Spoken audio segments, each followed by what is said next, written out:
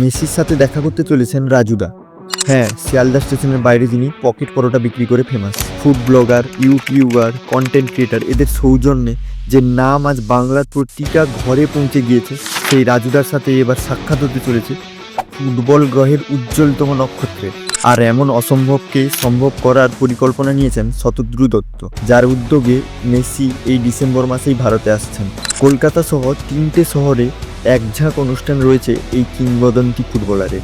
আর্জেন্টিনার বিশ্বকাপ জয়ী এই ফুটবলারকে দেখতে এখন থেকেই আগ্রহ তুঙ্গি। কলকাতা সফরের ফাঁকে যদি পকেট পরোটা রাজুদার সাথে মেসির দেখা হয়ে যায়, তাহলে কিন্তু অবাক হয়ে যাওয়ার কিছু থাকবে না। শতদ্রু বলছে, কিছুদিন ধরে সোশ্যাল মিডিয়ায় কিছু ছবি তার চোখে পড়ছিল, সেখানে পরোটা বিক্রেতা রাজুকে ভীষণভাবেই ট্রোল করা হচ্ছে। মেসির সঙ্গে রাজুকে জড়িয়ে কটাক্ষ করা হচ্ছিল। মেসি কলকাতায় এসে রাজুর কাছে পরোটা খেতে গেছিল, এইসব নিয়েও লেখালেখি হচ্ছিল প্রচুর। এগুলো দেখে ভীষণ খারাপ লাগে।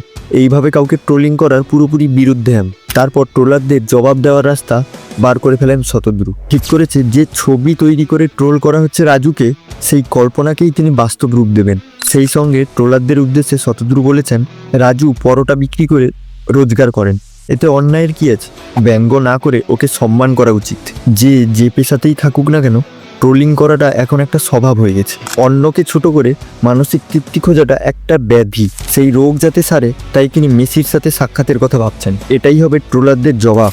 এই বিষয়ে আপনার কি মতামত, সেটা কমেন্টে অবশ্যই জানাবেন।